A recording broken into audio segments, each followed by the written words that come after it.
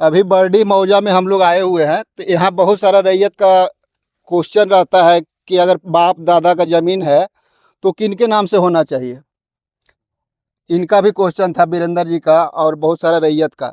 लेकिन इसमें क्या होता है कि अगर बाप दादा के नाम से ज़मीन है तो उनके नीचे अगर माता जीवित है तो माता के नाम से ट्रांसफ़र होगा।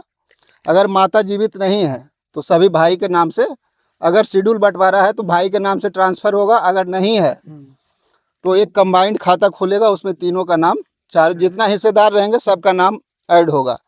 अगर माता जी के नाम से केवाला है या खतियान है तो जमीन सिर्फ पुत्र का होगा, ना कि पिता का होगा। समझे?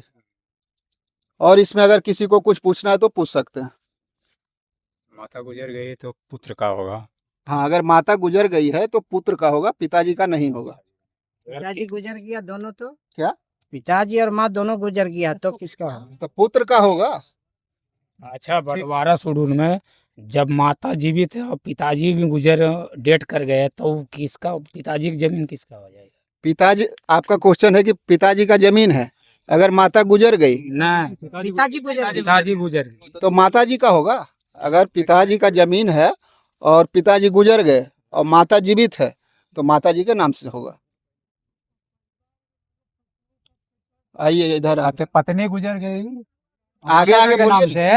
हाँ सर, कि पत्नी अगर गुजर गई यही- तो पति का नहीं होगा, पुत्र का होगा। जमीन किसका है? पत्नी जगन जमीन पत्नी का है, तो पत्नी गुजर गई तो पिताजी का नहीं होगा, उनके पुत्र का होगा या पुत्री का होगा। पति का भी नहीं। पति का भी नहीं होगा। और किसी को कुछ पूछना है? चलिए ठीक। फिर है कि जमीन